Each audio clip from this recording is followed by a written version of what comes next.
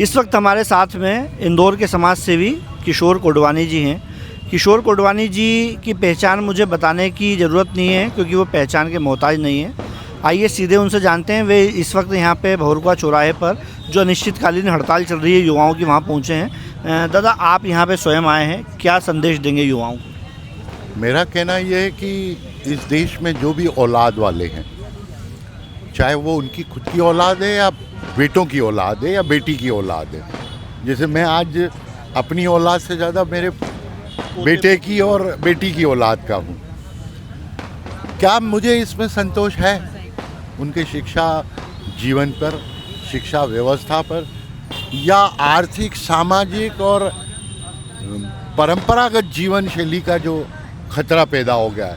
हर तरह आज का मेरा युवा खतरे में, और एक हवा बना दिया हमने कि साहब नौकरी, और अखबार में छपता है कि 1 करोड़ का पैकेज मिला। कितनों को? 1 को। उसमें 600-700 बच्चे जो पढ़ रहे हैं उनकी हालत ये हो गई कि जोमेटो बेचने के लायक बच्चे हैं, चाहे वो MBA हो, BBA हो या वो इंजीनियरिंग किए हुए। तो कैसी मेरी शिक्षा व्यवस्था है कि उस बच्चे को कैरियर बनाने के चक्कर में कैरेक्टर उसका ख़त्म कर दिया मैंने। आप सोचो 30 से 40 साल के बीच में 68% बच्चे विवाह योग्य बच्चे हैं। और मेरे समाज में विशेषकर, मुझे तो अब शर्म आ रही कहने में भी, जो कौम आज तक नौकरी नहीं करती थी, रोजगार देती थी, मेरे बच्चे 52% नौकरी में चले गए।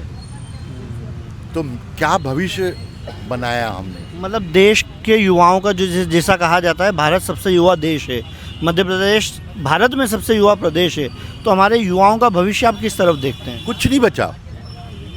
आप मेरे को बता दो, ग्रेजुएट, पोस्ट ग्रेजुएट होने तक उसकी उम्र 30 से 35 साल निकल जाती है। उसके बाद 5 साल वो संघर्ष करता रोजगार के लिए। अभी जो जिस पे से ये सारा विवाद उठा, नेट की एग्ज़ाम, आज सुबह मैंने ढूंढा कि भाई कितने डॉक्टरों के सीटें हैं मेरे यहाँ।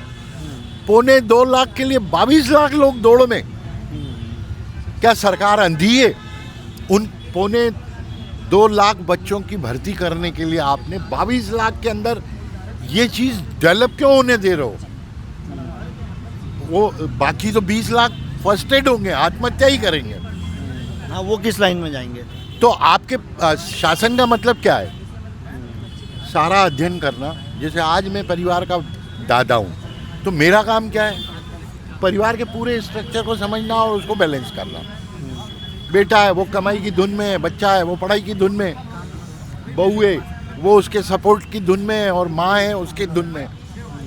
तो जो मैं यात्रा पूरी कर चुका हूँ, वो अनुभव साझा करते हुए मुझे परिवार बनाना है। उसी तरह से राष्ट्र में सरकार का काम ये है।